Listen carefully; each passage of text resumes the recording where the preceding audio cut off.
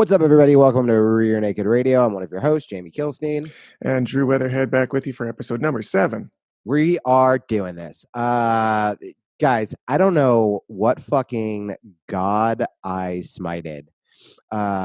Everybody sent me such nice messages last week after I informed our very sweet jiu-jitsu audience that my fucking cat died and my girlfriend left me. And then right afterward, I was like, you know what? I'm going to take what I learned from jiu-jitsu, right? You're in a tough spot. You learn how to relax, even though things are very scary and they're happening very fast. You breathe through it and you find a way to come out on top.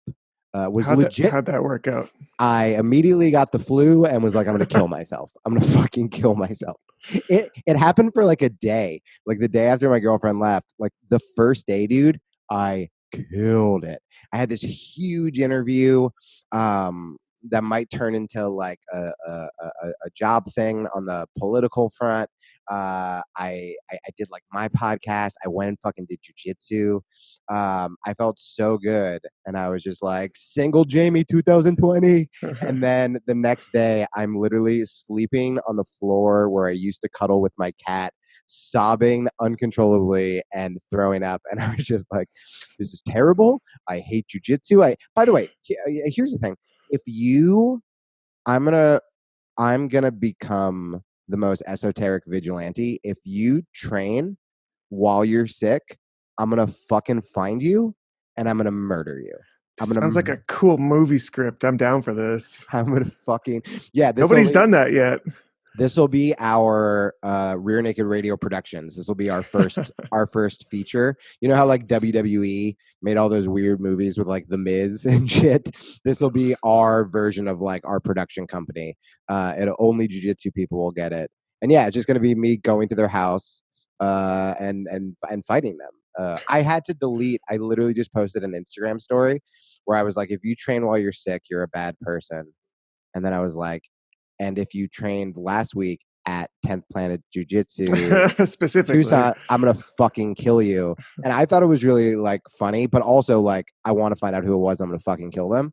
But then I was like, that kind of makes the gym look bad. Like it makes it sound like there's like a fucking outbreak or something. A little pandemic started. Yeah. It's like, no, you're just a bad, I'm going to kill you.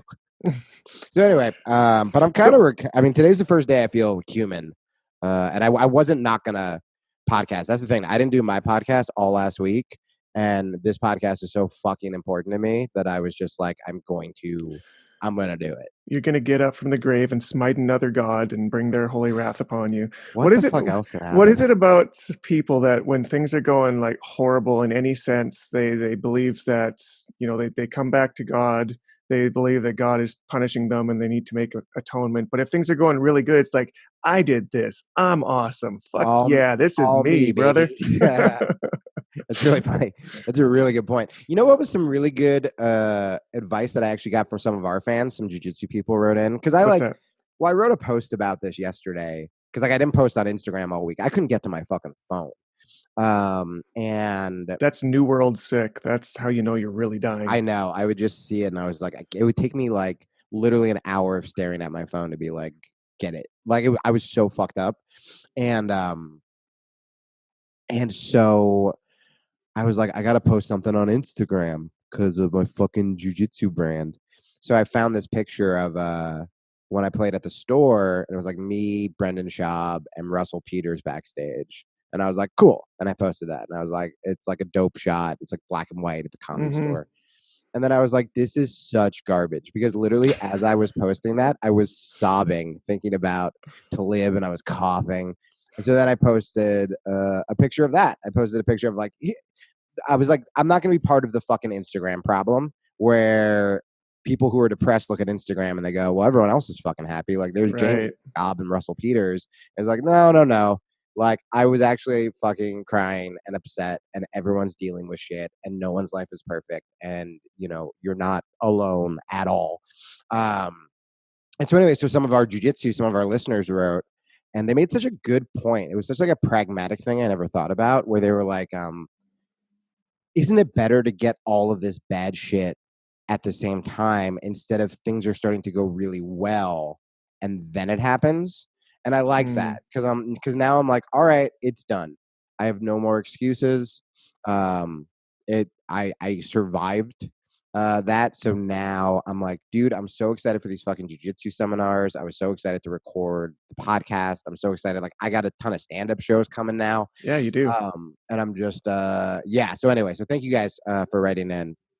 And I promise there will be no more Rear Naked Radio openings with the tragic tale of Kilstein's fucking life. All right, we're gonna hold you to that. So when there is something that's going terrible in your life, you gotta write it off, put on a smile, hold it in, suppress it. Don't don't tell anybody. Compartmentalize. That's what my therapist says. Compartmentalize. Don't deal with it. You can deal with it in your 60s when you're retired. Yeah. Take it out on your fucking kids. So we got a guest today, which is a first in several respects. Yeah. She is our first female interview. She, yes. Oh, sorry, I just gendered her. I'm sorry. Wow. First female interviewee. We are about to lose our entire audience. Dude, you got to hold up until you hear her name because it's so cool. Okay. We got, to make it even weirder, she doesn't do jiu-jitsu. Oh, God. She hasn't trained ever. People right now are just smashing their fists. No, there's a woman that she doesn't do jiu-jitsu. I promise, if you are into MMA at all, you've seen her for years. And this is Karyn Bryant, who has interviewed everybody that you can imagine under the sun when it comes to UFC and MMA in general. Dude, I've been a legit fan of hers because she's such a fucking fan and she's so knowledgeable. But also, when we were talking to her and she would just casually be like, yeah, I knew Israel was a star the first time I interviewed him. And I was like, oh, that's right. You also, like, I kind of nerded out when she I had the same feeling. The interview was really cool. And the main reason we did it was she's fucking fascinating and brilliant and blah, blah, blah. But our thought process when it comes to all the fighters who listen to our show is we wanted to talk to someone at literally as high up the totem pole as you can get, who interviews fighters and who sees fighters and who sees the ones who rise to the top and why they rise to the top. And so we talk about her a bit. But what was really cool, and it went exactly how I wanted it to go. Like, she answered everything that I wanted. What was really cool is talking about, her being there during like Connor's rise and Rousey's rise, but then at the same time also seeing people who try to imitate them and how that might not work. And I think there's some really good insight for fighters about building their brand. That you can gain from this interview, which is really cool. She's also she's just fucking fun. She was just really fun to interview. Yeah, it was a lot of fun. So let's get to that, guys. It's going to be good. Do not click off. Do not be that guy. You're going to really enjoy this one. Before we get to Karyn Bryant, though, I want to talk about something that came in the mail the other day. Okay. I'm Canadian. So as such, I live in Canada. Which means by proxy, I am not American.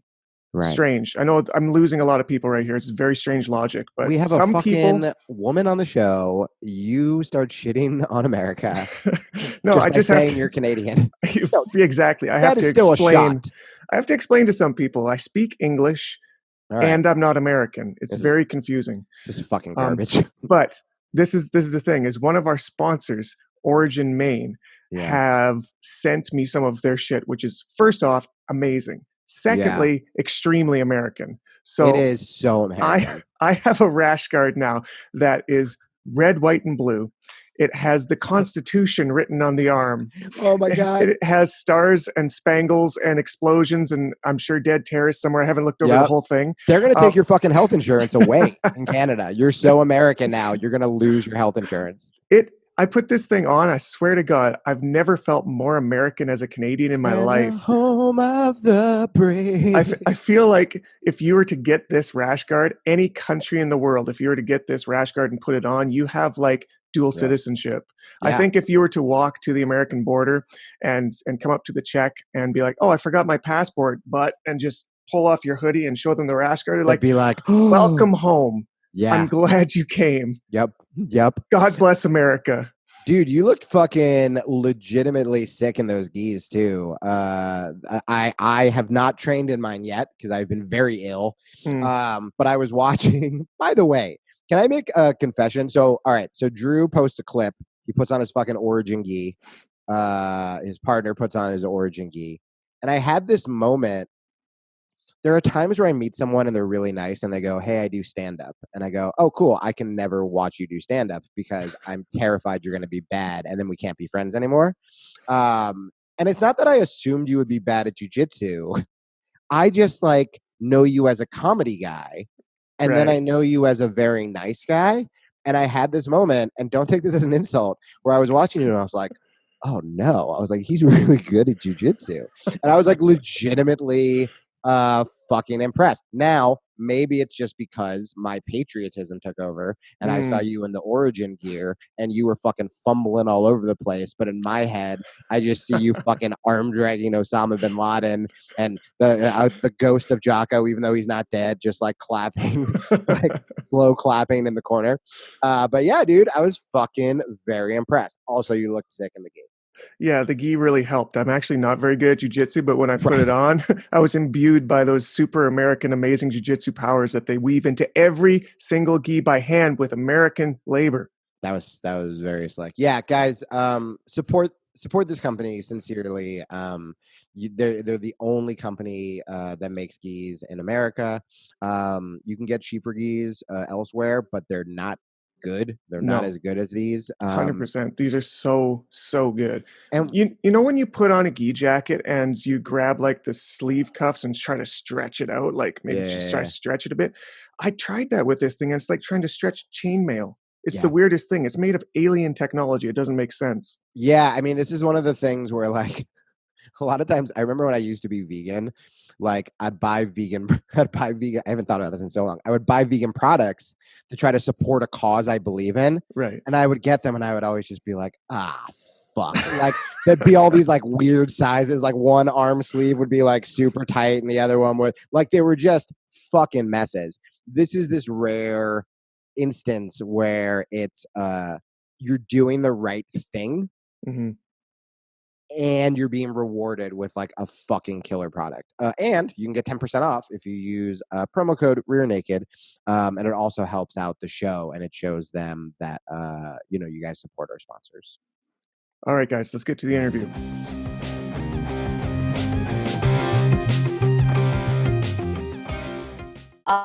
Be honest with you, I'm terrible as the interview subject. It's weird.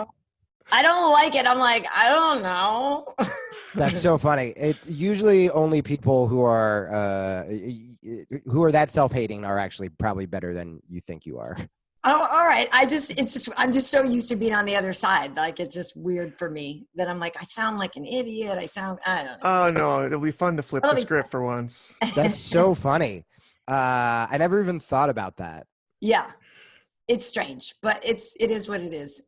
Does that mean every time you are interviewing someone, you're just like, welcome to hell? Like, and you just think you're putting them through it? Yeah, no, to be honest with you, I feel like it teaches me a lot about how to try to engage with people, to put them at ease and stuff like that. But I know a lot of people just hate doing interviews. I just feel much more comfortable as the one asking the questions. Do you know what I mean? It's not like I hate the concept of it, or I don't think people think when they're sitting down to talk to me, hopefully they don't. But I want this whole interview premise or the whole interview just to be us restoring your confidence in being the subject of an interview. Well, actually, that was the first thing I was going to say, which is our last two interviews. Yeah. It was Eddie Bravo talking about chemtrails somehow off of a jiu-jitsu question. Okay. And then one of my favorite jiu-jitsu fighters, this guy Jeff Glover last week, literally getting high while at Magic Mountain. And when I went to your Instagram, I saw you like coaching children. I saw your adorable dog. And I was like, oh, she's going to bring dignity back to our show, which is very exciting. Okay. So this bong that I have right here, I should probably put away. Yeah, bong put away. There's like a little meth residue in the left-hand corner. Yeah. That's Hollywood, baby. Right on.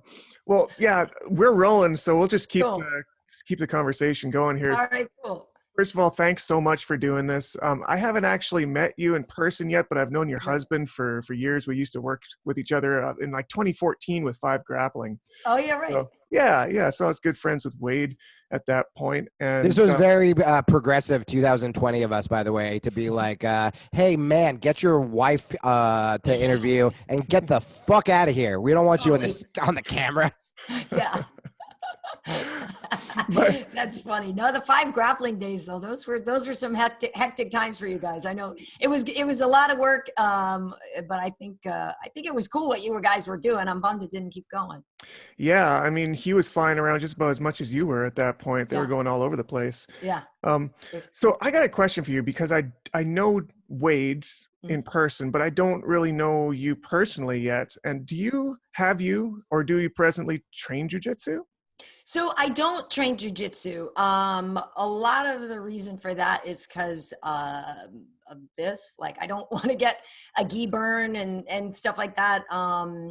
So for me, also depending on, the thing is we're very good friends with Cobrinha. Like, if I'm going to train, I have literally the best guy. We know a number of great jiu-jitsu coaches and stuff here in LA. So if I were going to do it, I have like the best of the best of the best. But for me, I have to be very careful with training partners. I mean, kind of whatever I do, anything like that involves me with somebody else, you'd have to be really careful with training partners. I got to make sure somebody's not trying to prove something against me. And really, honestly, what it is it's the accidents that like screw you up. Right. So I used to take boxing over at PKG a long time ago, and it's really fun. And even sometimes when you're just doing the drill and like, okay, I went and I blocked that. Well, guess what? You hit that. And now then I hit myself in the face. Right. Now, you know what I mean? Now I got to scratch. Like, it's lame and it sounds stupid, but I do have to sort of be careful about how I look at work, because obviously it's one thing when the guys come in and they're all banged up and they have a black eye or they have a scratch or whatever, and the makeup artist cover it. They're the fighter, and that's what they're there for. That was cool. I wasn't hired to have black eyes and scrapes and stuff like that. So that does keep me from it to a degree, but it's not that I don't have a great appreciation for it. No, this is kind of what I was getting at. I wasn't trying to blame you. I assume that you didn't train, but I was trying to lead to the point that it is, first of all, you're our first woman on the podcast, so big thumbs up for that. And second first is that you're the first person that hasn't or doesn't train jiu-jitsu, but you've got yourself so deep into basically like the peripheria of the art that I feel like, because I run a BJJ meme page, that's my claim to fame, and we have onus, or we have the ability to use MMA as subject, because basically everyone who trains BJJ either watches, enjoys, or does MMA. So it is like, it's kind of the same thing from my side of the aisle. Right. And I think that that's going to be like really the common link in this podcast that a lot of people are going to want to hear about, because you are as deep, if not deeper, than most people who even train MMA in the world. Yeah, well, and it's fun. I mean, obviously, like I said, I'm around a lot of these great people. I do Submission Underground with Chael, so I've done a couple of those shows already. Going back up in February, I think the March date, I'm not sure. I might be already busy on a UFC thing, but the Submission. That next one is crazy, with like the 2 tag team matches. Yeah. So the tag team matches, dude, you like it? Well, I grew up 100% on WWE, WWF. Okay. So like I was obsessed with that. As much as like I care about jiu-jitsu and the old school lineage, I'm like, if someone like ran in and hit someone with a chair, I would yes. Like I want one of the tag team partners to like turn on their own partner and like I'm fascinated. I mean, this one's so cool because they're all names. Yeah. It's like, Craig Jones and So it'll be really, really, really. I'm If very there's excited. any show where there's going to be some sort of plot line twist, it'll be Chael Sonnen's show. Right. Well, and that's the thing. So the last time we were up there, Chael, we were talking about it, and just so folks know, you know, the tag team stuff is basically one of the things that at Submission Underground we're going to do more of, and kind of that will be the thing that sort of separates Submission Underground from some of the other things that'll, you know, everybody kind of has their special thing or whatever, and so that's something that we want to focus on. So Chael's like, KB, it's like, what do you think about the idea of Mike Perry and the Platinum Princess? I'm like, yes. Because I just, I mean, Mike Perry is such a character. He and the Platinum Princess together are really, they're actually really, they're sweethearts. I see them a lot on the road now. Like at first with Mike, I was like, I don't know about this guy. But he's very endearing. He's done some crazy things for sure. But the guy, you know, he has a lot of heart when you watch him fight. I mean, his nose was trashed that time. Mike's actually a good dude. So we were talking about the whole idea of the tag teams and stuff, and he really wanted those two. But then, of course, you know, the problem is you can't have a male-female tag team, because if you tag out, we can't really have guys and girls going. Granted, you can do that in class, and obviously you can do that in training, but there was something about it. We were like, I don't know, we can do that. Yeah. And so then it's not really tag team, right? If the girls can only tag in the girls, and the, you know, so it wouldn't really work. But the fact that we have Mike and Ally Aquinta, as I was like, oh, come on, man. Like, I love those two together. The whole thing with Gordon before was kind of a bummer, because when we were there talking to Gordon about doing it, we really thought that Gordon and Craig were going to go together and be like this totally unbeatable team. And then Gordon, of course, said that he was going to, you know, retire from competing. But it's going to be great. I'm really looking forward to the next one, and I know that is something that we're going to keep building on. Well, when you brought up Chael and Perry, I started thinking about you being so involved in MMA and not training. There's something really weird and special about fighters that I think your average person wouldn't assume, right? Your average person might assume it's like a bunch of meatheads, or for sure, bullies or jocks or whatever. And especially like I lived in LA for a long time doing a stand-up and stuff like that. And there's just, when you hang out around fighters, I don't know, I almost have a harder time hanging around people who aren't fighters anymore, especially in Los Angeles. Like LA, I'm just like, I don't know, like what was it about, what is it about fighters that you do enjoy so much, or what is that characteristic, you think? Yeah, it's interesting, right? Because I know what you're saying. I'll answer your question, but first I'll give you a little context, right? Like, so my neighborhood, we had a mom's group and stuff. We have a daughter, Wade and I. So when we were young, like I'm a real tomboy. I always played sports all my life. Like, you know, I like being a chick, but I never was like, I have to be a mom and all this stuff. So when I became a mom, I was like, all right, well, this will be interesting, you know? And so we always had a mom's group, and like, I can't just talk about mom. You know what I mean? So I'm like, well, this is hard for me. And so I know what you mean about needing to be around like-minded people and stuff like that. Because the thing would happen is then you start having barbecues with your friends. I always end up talking to the men, because the men in general, it's a real stereotype, but are the sports guys, right? And so I'm there and I'm like, I'm totally not trying to hit on your husbands. I'm not this and that, but like, I watch a lot of football. You know what I mean? Or whatever. So, and fighting and stuff. So anyway, to answer your question though, yes, the mindset of the fighters. You know, I started covering boxing first before I got into MMA. Oh, really?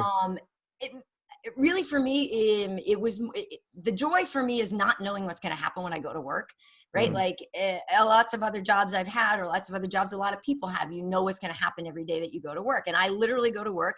I have no idea what's going to happen at the end of the night. There's always going to be 1 or 2 or 3 moments every fight night, right? Like a holy, what just happened? So the excitement of that is something that is very addicting. But the mindset, I don't know, you're right. A lot of people think they are just meatheads. And yes, there are some meatheads in there, but I do explain to people that a lot of them went to college. They either wrestled in college or you know, or this or that.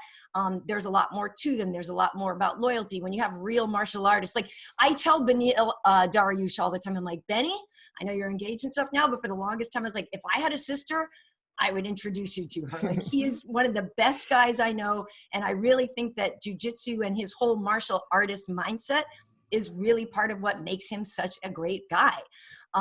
They're just different. Like there's that whole idea of competitiveness, but respect for your partners and stuff. I don't know. I think that's, yeah, when you said that, it made me like, think about again my like LA artist friend, the juxtaposition where the fighters also, they get their ass kicked every day. I mean, that's what's so great about jiu-jitsu and any martial art where you have to spar. It's like, yes, you're learning how to get tough and you're learning how to be more confident, but you're also learning how to get the shit kicked out of you. Right. And, that may be one of the reasons you don't go out and start fights, or you don't have that. For sure.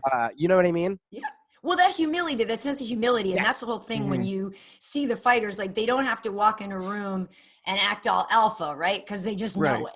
Yeah. And so there's something that's nice about being around confident people. And granted, sometimes they have to fake it before a fight or whatever. But in general, these are confident people who are comfortable in their skin.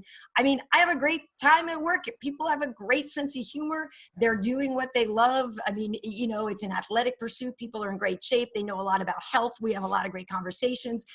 There's a lot of really positive stuff about that. And I've said this to people before too. Like, when I worked at FS1, I was in the office a lot more. Granted, there's every kind of athlete that would roll in. I mean, we literally had Big Poppy came in. I'm from Boston. Like, I was like, dude, I totally freaked out and bowed down to the baseball players, right? Football players, guys walking in with Super Bowl rings, Hall of Famers, all this stuff. I tell you what, though, when DC or Tyron or Mike or any of these guys would walk in, everyone was like, oh, shit, here comes the real dude. Right. Like, you know what I mean? And I'm serious, because a football player knows there's 10 other dudes out there on the field with him. DC, Tyron, Mike, whoever, Dominic, they walk in and everyone's like, that dude's the man right now. They're one-man armies. All by himself. What? Yeah. They could take that Super Bowl ring from that guy if they wanted to. Right. I got a question to kind of vibe off of that, because back in the day, before the UFC was considered mainstream, there was this feeling, and I know that Dana White would always push it forward, like, no, we're not mainstream. He'd tell all the people, no, we're not mainstream. Don't act like we're mainstream. We're not going to be mainstream. That's down the road. But now that we're kind of there, you were part of it, this whole growing up process, taking it to the mainstream. What do you think, as obviously a highly invested observer, but also a casual observer, in that you aren't doing it yourself? What was the thing that pushed it to the average person's interest level who doesn't train? Well, a lot of it had to do with, I hate to tell you, Connor. I mean, I walk out of a grocery store and grandmas will ask me, about Conor McGregor. Like he clicked with a lot of people, right? So he got a lot of people to pay attention, for better or for worse. He did get a lot of people to pay attention. Rhonda got a lot of people to pay attention. She's another woman, that people would ask me about a lot. Rhonda was something that really helped cross over into the mainstream as well. To be honest with you, I do take a little bit of ownership in that, in what we were doing at FS1, because we were on a lot. We had UFC Tonight, which I think helped a lot. Unfortunately, we don't have that right now, and I really would love to bring that back. But our first guest was Kenny Florian. He was on. There you go. I mean, come on. I love Kenny. But so we were an active presence every week, with UFC Tonight. And then also, obviously almost every other weekend we would have fights. We were quote unquote legitimized now on a real network, on in prime time and all these things. And people could start to see us as fighters and analysts and all of us as a quote unquote real sport coming on right before a football game or right after a baseball thing or whatever. It was real and it was legitimized. Now, granted, there still was a very big learning curve, and there still is a very big learning curve. I still do think people go, oh, there's no rules, right? It's no holds barred. Or now there's the bare knuckle boxing, which is confusing the issue, I think, for a lot of people. But I think that presence on a real sports network, the professional attitude that we took toward the sport, and granted, we have a lot of fun. People got to learn more about the fighters, the great sense of humor. They just got more used to seeing them as people and as athletes, and not just as barbarians or whatever. So that helped, but also, I think the fact that it is primal, it is primal. It's a nice release for all of us vicariously to watch these people do this.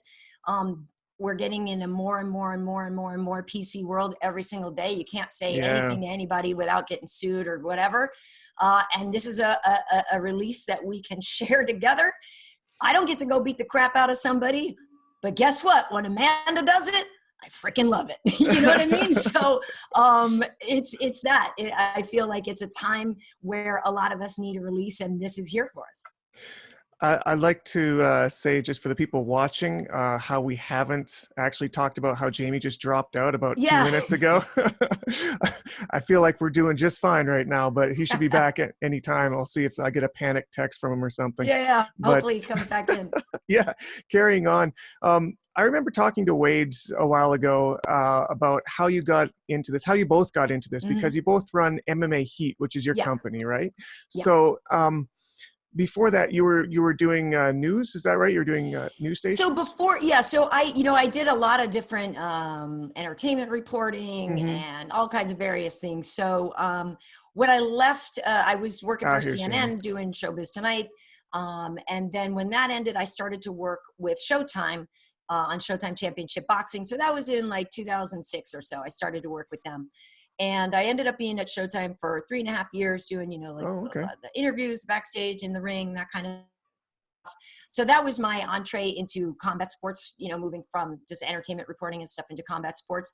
But yeah, so MMA was starting to get bigger, and that was something that we were like, oh, maybe we could start to do some of this ourselves and get this website going. But it's funny because at the beginning, YouTube obviously now is such a part of everybody's life, and all kinds of streaming programming and all that.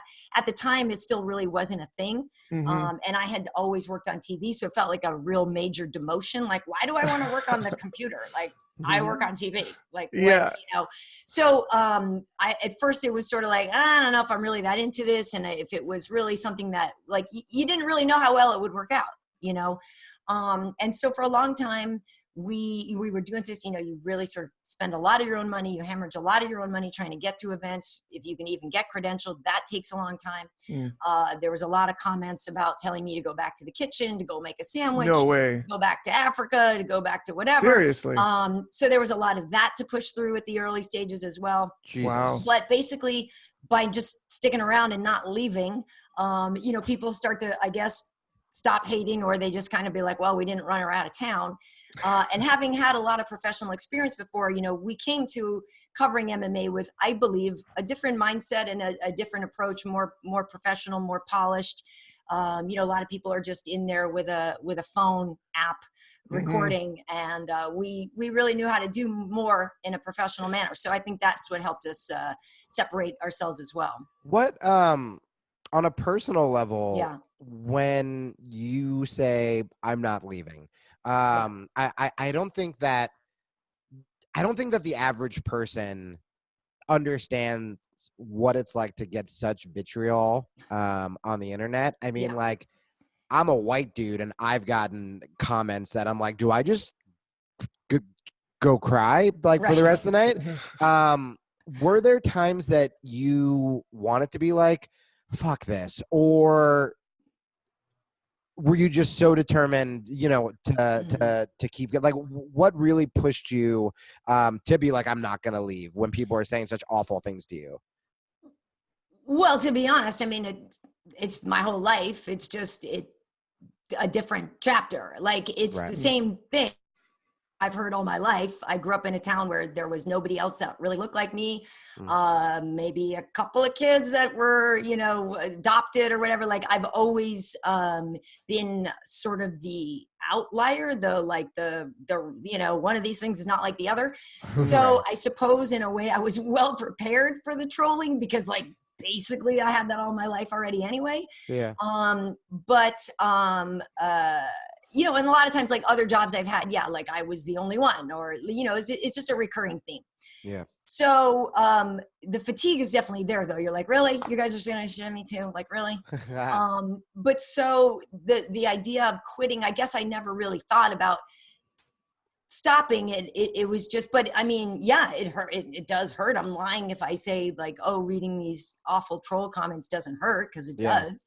It's upsetting, and it's upsetting, you know, it's upsetting if they say something about you that you literally can't change, right? So, and they're, or but then they're just crapping on you, like, because the internet is a wasteland and a nightmare, and also the greatest place on earth. You know what I mean? Right. Yeah. Let me put this out there. I told you that I run a BJJ meme page. So once when I use an MMA reference, say Conor McGregor, for instance, it's the easiest thing to draw in all of the shit talkers. My comment section lights up, and like, it could be nothing about the fight, nothing about his latest opponent, nothing about his upcoming opponent, and they'll just start fucking going at each other in the comment section. Like, oh my God, what is it with MMA people? I know. Well, and I love the passion, and but that's the thing. Like, the fact that even the athletes get it that bad, I don't understand. Like, I know other athletes in other sports, you know, get it, and somebody might call this quarterback, he sucks, Tony Romo, this, that, whatever. But like, the level of vitriol that the fighters themselves get is really incredible to me. And I don't understand it. Karen, I wanted to go back to, and hopefully I didn't miss this when my computer just started dying a terrible death, and I quietly disappeared to restart everything. When you brought up how Conor, you know, was one of the reasons that to help the UFC go mainstream. I remember there was this phase when Conor started to hit it big, where all of these fighters who were not shit talkers, right, started to almost like force it a little bit. Yes. And it was uncomfortable. Where suddenly there were like just classy dudes who were like trying to like rhyme and like shit. It was so uncomfortable. Yeah. And you know, I feel like Chael. The thing with Chael and the thing with Conor and with Ronda is they were so clearly being themselves, right? What advice do you have for fighters, because a lot of fighters listen to this show, who think that it's shit talking that's going to get them the farthest, if that's not necessarily who they are? Yeah. No, you make a great point, because authenticity is a very big deal, and I 100% agree. Chael is authentic. Now that I loved working with him, because whenever I would look at Chael, if we're on something, live TV with Chael is the best thing on the planet. Right. Oh, I can imagine. Because you would look at him, right, and he's got those pretty green eyes, and you look over there, and you just see this twinkle of like, oh, we're gonna F stuff up right now, right? Like he would just, he'd be like, that's here amazing. we go. And so it was always really, really, really fun, right? And Chael can come up with the most incredible statements. Now, whether or not he wrote them down before the show, I don't know, and I don't care, because he still was able to deliver them that felt so authentic. And Chael is a one-of-a-kind guy. Ronda, one-of-a-kind woman. Conor, one-of-a-kind guy. So I think authenticity is very, very key. And to your point, literally yesterday I was talking to Mike Chiesa, and we were talking about smack talking, and he said that he did some smack talking before the fight with Pettis that was totally unlike him. And he said it came back, it bit him in the butt. He's like, I'm never going to do that again. I learned a huge lesson. That's not who I am. It didn't work out for me. I didn't like doing it. And, you know, but he did it because he thought he had to do it, right? And so he discovered that way that he needs to just be who he is, and he's a great guy. Advice I would say is, you know, be authentic, but try to find that thing about you that is promotable or different, or something that you do have an angle on. Or like Bilal Muhammad right now is crushing it in terms of being authentic with who he is. He's a very, very, very funny guy. And he's making funny videos. He's mocking his roommate, Paul Felder. He's mocking Tony Ferguson, which I hate to say, because I love me some Tony Ferguson, but Bilal's impressions are pretty damn funny. I have to check those out. They're pretty funny. But so Bilal has found a way now to separate himself with his sense of humor. Yeah. You know, he's not trash talking. He's making fun of people here and there and stuff, but like, find what is different about you, I guess. And maybe not everybody is a special little snowflake, but you know, you got to have something. You got to have something that you don't have to smack talk about, that you're 100% confident in, that you can use for your selling point. Yeah, well, I mean, like we had Chase on, and he's like running UFC Fight Pass promo stuff in Vegas, and it's like he's this funny little 20-year-old who loves M&Ms, and now he's like at the M&M store, and he just had this video go viral of him with Jorge Masvidal being like, "Why'd you knock out my dad?" Yeah, like there are ways to do it. I was gonna say, my friend Ryan Hall. Ryan's awesome. I think he's so now he's. I don't know if one of the reasons he's maybe not getting the fights is he hasn't gone the shit talking route, but he has like a cult following because he's he's a weirdo and he's really, really funny and he's really awkward. I think there are ways to lean into it where you don't have to. You don't have to just try to do what the person at the top at the moment is doing, you know? Right. No, absolutely. I mean, and Ryan is a special case, though, too. I think part of the reason it's hard for him to get fights is because he is so damn good and so tricky, you know, and that his style is so funky that, you know, it's a big, huge risk for people to take a fight with Ryan. I totally get that. And it sucks because he's such a nice guy. And the wizard there, like, that is one thing that I did like about him so much when I met him is how intelligent he is. He's you know? So smart. And that's the thing. It isn't. To say we don't have a lot of meatheads, we don't have a lot of meatheads, but we also at the same time don't have a lot of geniuses. And Ryan is really, really, really incredibly smart. So it's really fun to talk to him. And that's also why, you know, like Kenny, Brian, we all, you know, we get along well. Kenny's incredibly bright as well. So, so for the jiu-jitsu heads, I do think, you know, there is that, sort of that mathematical, methodical brain, right? That likes that kind of stuff. So it's interesting to talk to people like that. But yeah, Ryan, the wizard, I mean, like now if we kind of play with that, I guess that's what it'll be his selling point. But it's hard for him because his fight style is so tricky. Right. I saw him calling people out. It seemed a little out of character and he seemed like he was uncomfortable doing it, but he put an Instagram post up, I think a week or two ago about, just sort of with some other people. He's like, hey, let's take this fight. I don't want to call people out, but I guess I have to. And you do have to take it into your own hands. I mean, you are your business, right? If you're the fighter or the jiu-jitsu artist or whatever, you're your business. So you have to take it upon yourself to do some stuff. But yeah, I think authenticity is very important. I've got a question actually, because you do have this really interesting history of being around and experiencing fighters outside of the fighting element. Like most of us, we just see the interviews, we see the fights, we see the shit talk, we see the promos, and you get to see the people. So I'm really curious if there's any like standouts stories or things that have happened to you sort of behind the scenes with, say, DC or with Chael or with Bisping. I know they're all characters. There has to be like some story that hopefully won't get them in trouble, but might. I was just about to say, well, I'm not allowed to tell you. Yeah, if there's something that you can drop for our listeners. That's a tough one. I mean, it's really hard. I mean, because I spent so much time with them that they are like, they're my brothers and my children at the same time. Do you know what I mean? Like it's hilarious. It's literally half the time. It's like with Bisping, for example, we call him like bird bladder because Mike has to pee like every 20 minutes or something like that. And so literally it's like, I'm like, did you tinkle before the air? You know, you go on the air now, you know what I mean? It's that kind of thing. And so like if Mike will literally sit there and be like, I gotta go. Like he'll be fully bugging out. So sometimes when you see Michael's excitement level, it's really, he really, really needs to pee. The idea of him sitting there having to pee and not wanting to get up because he's afraid you're going to make fun of him makes me so happy. Yes. Well, and it happens to like John Gooden too, when he's down by the cage, you know, trying to run out and go to the bathroom. So that is something that is very key.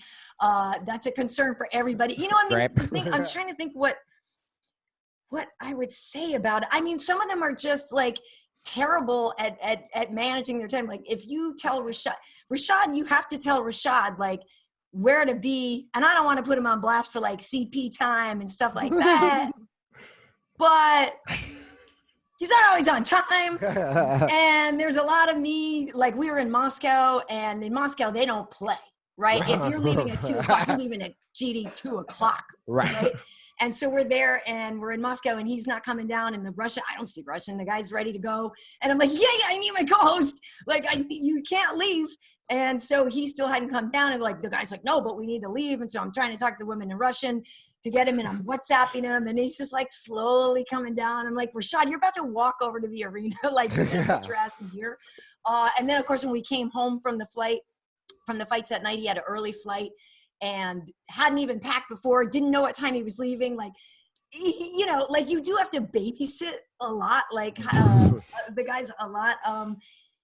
Their stomachs are important. You got to make sure they're all well fed. They eat every 40 You really are their mom. I don't know, like, you know, there's a lot of demand on the food, but that's for all of us.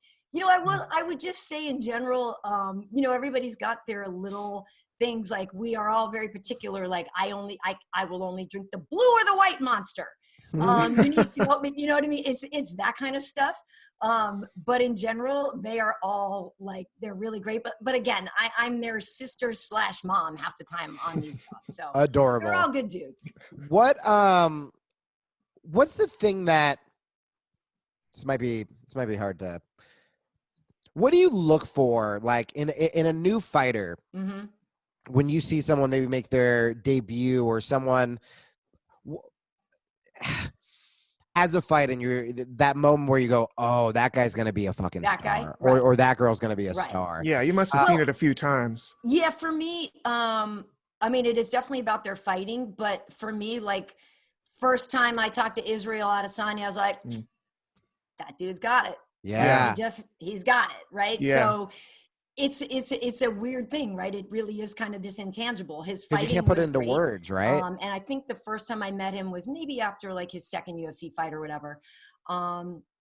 But you could already tell that he was very talented, and that this was going to turn into somebody very, very special in MMA. Obviously, his kickboxing already was great.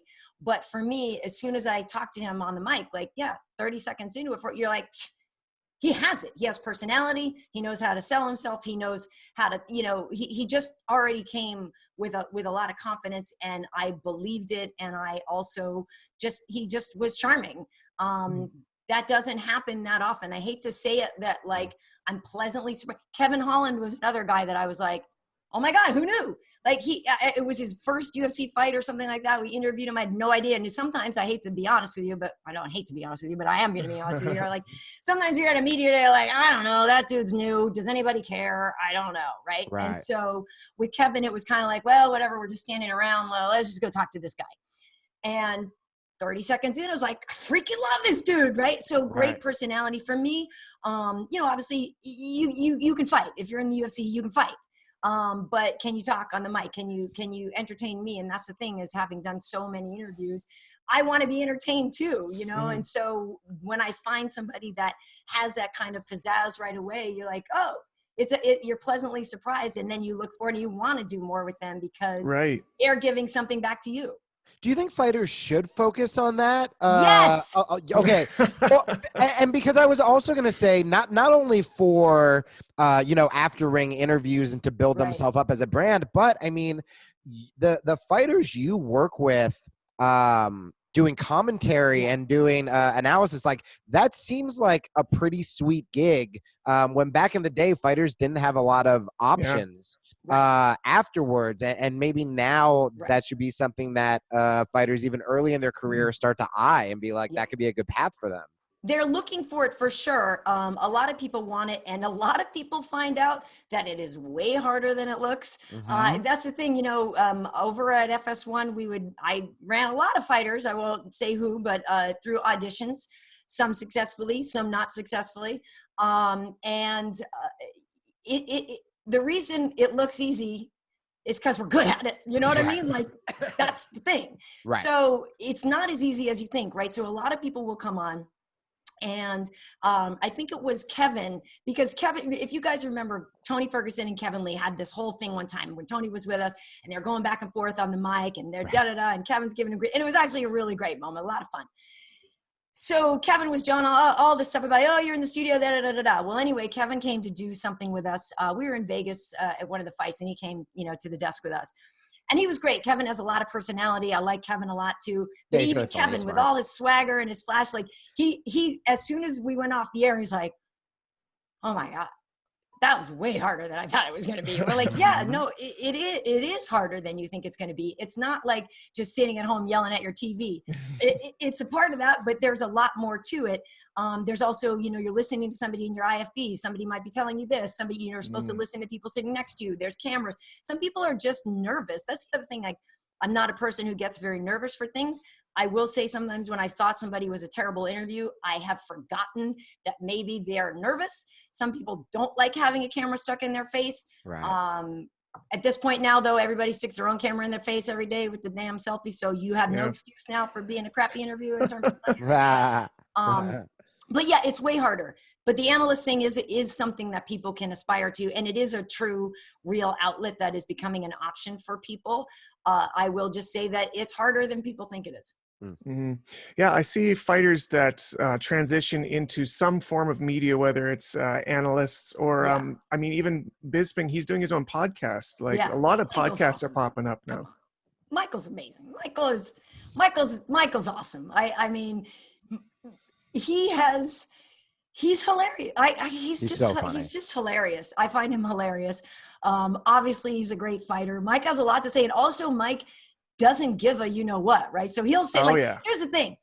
I can't say everything that I want to say because I just can't and whatever. But like, the fighters can say whatever they want. They can back it up. They can punch somebody. Nobody's going to challenge Mike and, on something that he says. So there's a lot of freedom and a lot of liberty that comes with his status. And I love that Mike just leans into it and says whatever the hell he feels like. I love it. Sick. We got to get going here pretty quick, but I can't thank you enough for doing this. I feel like we've got a lot out of this and I'm happy to flip the script on you and do some interviewing.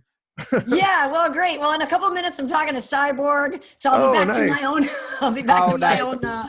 Which Cyborg? There's so many robots in fighting. Which one is it? I know. Yeah, I know. It's Chris Cyborg. I talked to Julia earlier, so I'll talk to Chris a little bit later on. But yeah, so in terms of, I'm trying to think this next week we have some good guys, jiu-jitsu wise on the card. I'm trying to remember now, but I get a little confused thinking about who's on which card. There's so many, but well, before we let you underground, February 23rd. I'm going. Yeah, yeah, we're super excited about that. We want to get Chael on the show down the line. Yeah, for sure. But we'll cover the shit out of that. I'm so excited. I want this tag team thing to work so bad with all of my heart. You were great. I thought this was really fascinating. You were an awesome interview. And yeah, this was just really fun. So thank you so much. Thank you. Well, thanks for having me.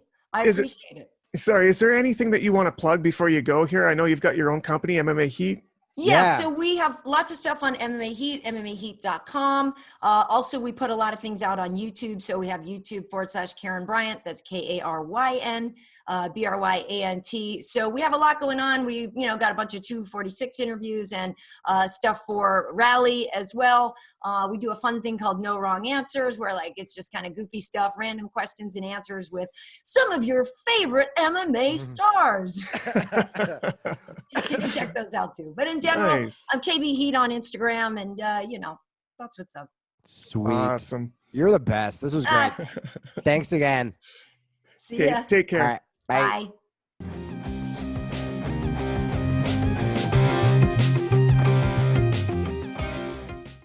I just want to talk about. There's a huge. This is mainly going to be for the guys listening. But I apologize. Women, you had a fucking lady interview. So just you had your time. We're done. We're done with that. That was the last woman that'll ever be on this show. But can I just say something really quick before going into this? Which is, I was thinking about our audience a lot because I've been talking to our audience a lot on Instagram at the Jamie Kilstein, and we are carving out such a fucking cool niche. Okay, so we said when we started this show, we're going to have the best fucking jiu-jitsu podcast in the world. Nothing like it. That's all happening because Drew and I are great. But something that I didn't see happening is we're only attracting the good people in jiu-jitsu. That whole online community that if, you're like, hey, who you got for the fights this weekend? And they're like, they're both gay. Shut up. all those fucking people, like the people who just like go on fighters, like, would that one work in the street or put on a gi, queer? Like, Yeah. no, we have just eliminated all of those people, and we just have like sick fighters who listen to the show, but also just like the best people. I don't know what it is, but it's making me think that we're doing the right thing. So just like shout out to you guys for being decent. Yeah. Really good comments coming from you guys. So anyway, but this is my advice for guys. The problem with guys in jiu-jitsu is oftentimes we don't know how to dress ourselves, and all we want to do is, and this is not a bit, all we want to do is wear jiu-jitsu t-shirts and jeans because we're so excited. And then like I've had phases where I'm like, I'm gonna buy button-down shirts. Like, just I'm gonna buy fucking grown-up button-down shirts, and I'll buy like 2 button-down shirts that will just sit in my fucking closet. Because then I like go visit like Geo's gym, and I'm like, ooh, 10th Planet Freaks, like that's like me. And then I'll buy one, and then I get so excited to wear this esoteric shirt that no one else understands. Yeah. So here's what I'll say: it's hard to pick up women when you just have weird jiu-jitsu shirts, unless you go to SUPERARE in Los Angeles or New York, or any of you can order it online, because they legitimately have. My ex was like, I tried to wear a button-down shirt, and she literally was like, just wear that fucking jiu-jitsu shirt, because they're cool, like high-quality shirts. They actually look like normal adult human beings, successful shirts, but it's also like wink and a nod, I do jiu-jitsu. So yeah, that's my legitimate advice for you guys. And you can't go wrong, because we're going to give you 15% off your first sale or first purchase for putting in rear naked at the code word for checkout. Or you can even use it in person. You go up to the till at one of the shops in LA or New York and say, yo, Jamie and Drew sent me rear naked, bitch. And they'll give you 15% off. Yep. And then a little fist bump. So please support them. Once again, I know I've said this before, but fucking Pat like texted me this morning being like, just checking up on you, brother. And like, you know, really like they're just such wonderful fucking people. If you haven't gone to the website, this isn't even me trying to like make a sale. Just go look at it. Like the Bruce Lee line is so fucking sick. Yeah. They sent me so much. I'm wearing my Muhammad Ali fucking Biggie shirt. They sent me so much free shit that I don't want to ask them for Bruce Lee stuff. I think I'm just gonna buy it and just like and use the fucking promo code and just hope they don't notice that it's a sale going to me. But for real, like that's how much like I love their shit. And it's also like my ex wanted to like buy merch there. It's like the shit's cool enough that you can your girlfriend who you want to train jiu-jitsu but is not training jiu-jitsu, she will also buy the stuff. It's true. Valentine's Day is coming up next month, guys. Get something in the mail. Yeah, baby. So yeah, go to superareshop.com. Tell them we sent you. Okay, so we've got some questions that we've got offline. We're going to make this one pretty quick because Jamie's voice is dying. He's sipping tea like it's his antidote to impending death. I know, it's so bad. Hey, can I just tell you a quick...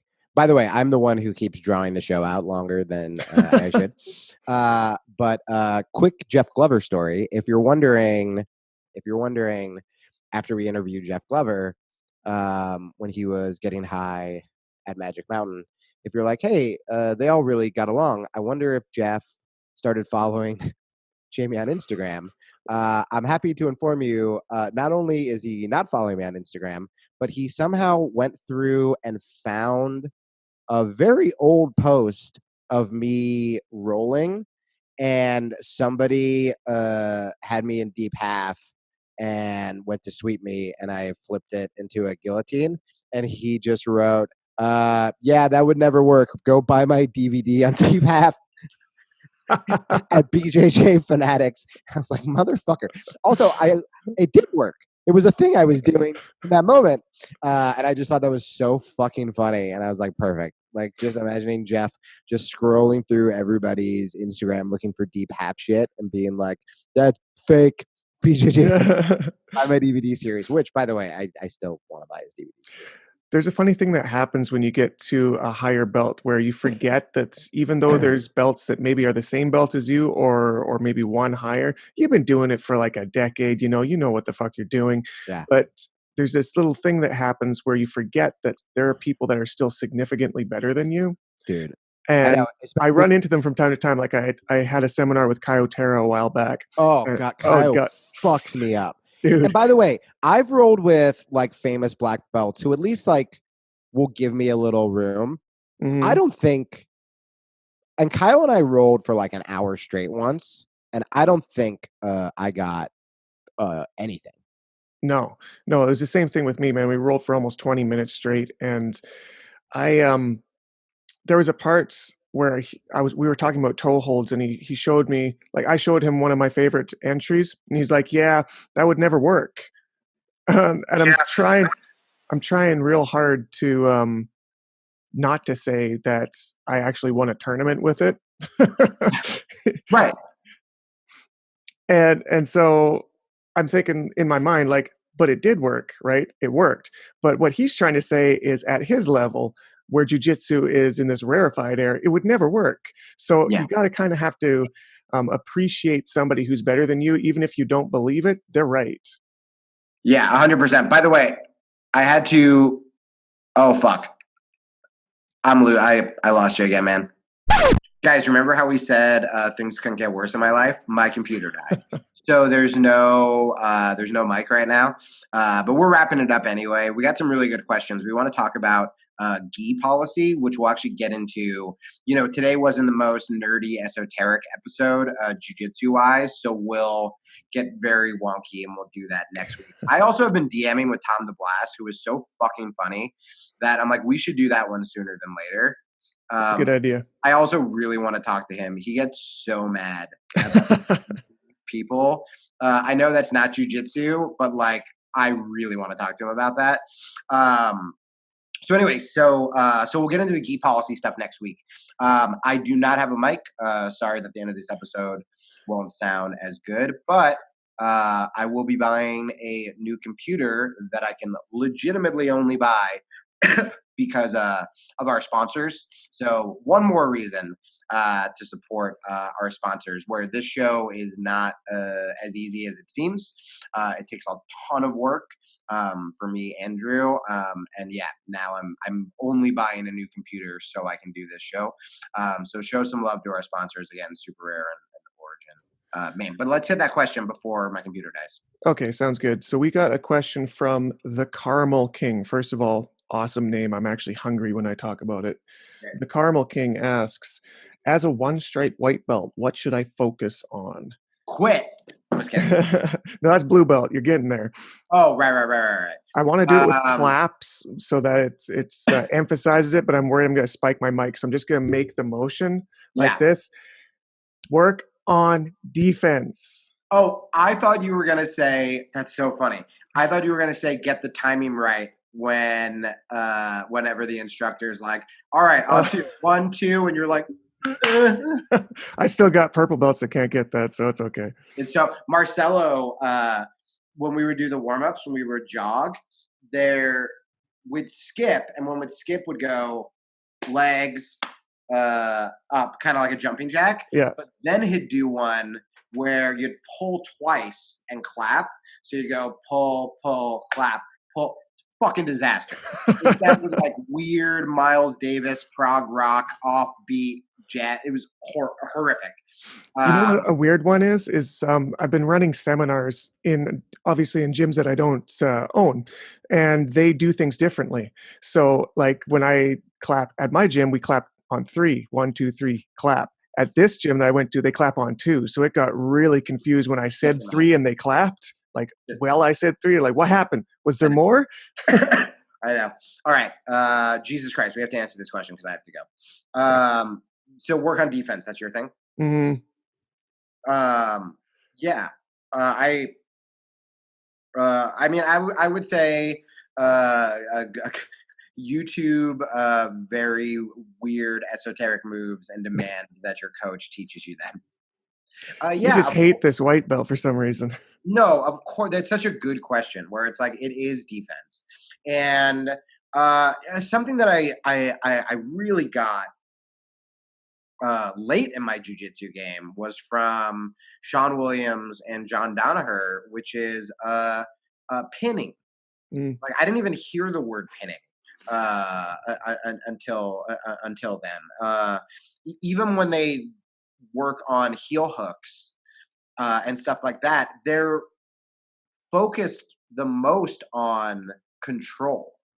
You know, like Sean, whenever I would roll with Sean, he would have my legs so tight that he wouldn't even need to do the heel hook.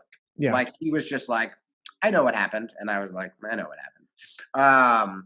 And so that's another thing that I think is lacking with a lot of blue belts and purple belts is just being able to like control someone. And remember, that's so fundamental and important to jiu-jitsu. And this is coming from someone, my game is very much attack, attack, attack. My coolest submissions come from insane scrambles. Like I have a chaotic style. But I've started to slow it down recently. And there is something very fun when you can make a purple belt tap out to side control. And I'm like $160. Where it's like that pressure and just being able to hold someone down is so important to self-defense, to jiu-jitsu, and then defense. And to kind of add to what Drew said, the way you get good at defense is by putting yourself in shitty situations and being okay with tapping, but then evaluating what to do better next time. Yeah, that was a good way of putting them together. To kind of elaborate, because I was joking about the clapping, but this is the actual explanation. Is you don't really have offense yet. That's something that you need to build, and it's going to be the second thing you build. The first thing you need to build is the understanding of the positions, which is going to be coming from a defensive standpoint because you're going to be under attack constantly. Because most people are not a one stripe white belt. A lot of people you're training with are higher than that, which means that they're going to have better jiu-jitsu than you. And that's just because they've been there longer. They've already built their defense to the point that you can't pin them, you can't pass their guard, you can't tap them, and that's fine. You'll get there. In the meantime, learn the defense. If you can be hard to submit, that's your first goal. If you can be hard to pin, that's your first goal. And just to riff off of what Jamie was saying, because it's actually a very, very deep subject that I love to talk about, and I'll try to hit it very briefly here, but jiu-jitsu is really 90% about control. People get it wrong. They get it backwards. They think about the submission. They think about the tap because that's what all the highlights are. Everybody wants to see the submission. Everybody who doesn't train jiu-jitsu just knows like, oh, we got to choke the guy. You can't reliably choke somebody, especially when they're good, until you have optimal control, until you're controlling them against their will so that they can't stop it. So being unpinnable and being uncontrollable is going to go miles towards being unsubmittable. Also, not to sound like a camp counselor, but like just have fun. It sounds fake, but in order to get good at that defense and get good at that pinning, you can't get pissed off every time it doesn't work because it's not going to work for a very long time. So you have to enjoy getting your ass kicked and just know that every day you get your ass kicked, you're just getting a little better. Yeah, just think of it as karma. It's coming back. It'll come back. Just give it time. All right. Well, I'm going to go die. Sounds good. Thank you guys so much. I'm going to be, the information's on my Instagram. I'm going to be doing a seminar in Albuquerque, New Mexico at Dark Haven, 10th Planet, Albuquerque. I don't know the exact date, but it's the first week of February. It's all over his Instagram. You can check out his Instagram at the Jamie Kilstein and find the dates. Yeah, and then Drew and I are going to be doing our first one. Some big people are coming down to that, by the way. Yeah, man. But we're going to be doing it in Alabama. February 22nd. Yeah, so very exciting. I'll promote my dates fucking next week, but I got a lot of stand-up dates coming up too, including East Coast. So yeah, we'll announce that next week. We love you guys. Drew, thank you so much for being my friend. Dude, you've had it pretty rough lately, and the least I can do is check in on you. Yeah. I wish I could be there to help, but Canada borders. Yeah. Just fucking put on that Jocko shit, man. All right, guys. Thank you so much. Thank you again to Karen Bryant for doing the interview. That was a lot of fun. And then, next week we'll get like super dorky into. One last thing I want to pitch before we go is I'm going to be filming my reverse Kimura tutorial series tomorrow. I'm super stoked for it. It's going to be covered in Origin. They've sponsored this thing. I'm really happy about. It is going to be mind-blowing for a lot of people because it's all focused around the closed guard. So this is going to be useful in being able to be plugged into anybody's game from white belt up. If you've used closed guard before, we're about to crack open something you haven't seen before, most likely, and in all sorts of different directions, sweeps, submissions, transitions that are catching people at high levels. And what's even cooler is I got a friend of mine that started up a new Instagram page called Reverse Kimura, where we're starting to aggregate people who are already using it and throwing their videos up there. So if it's something that you used or something that you're playing around with and finding things, throw a video over to Reverse Kimura and we're going to feature you. I'm actually going to start studying it too. I want to be like your case study because I've never used it. And I was thinking about this the other day where I'm like, I've pretty much stopped using closed guard. Like if I'm like with some big fucking monster of a guy and I end up there, I'll kind of hold him until I can kick off and separate. And then I try to stand up. But like I haven't really been using it a ton. So I want to try to make this my closed guard game. Well, you know what though? You can plug it into all sorts of different guards. And that's something I'm not going to touch in the series. I'm just going to start with closed guard because it's simplest.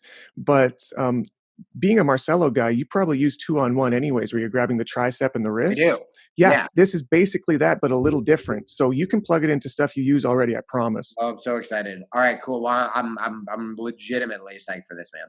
All right, guys, make sure to keep your eyes out for that. I'll definitely throw some posts out, and we'll see you on the next episode. Subscribe to our shit on YouTube. That too. All right. Bye, guys. See ya.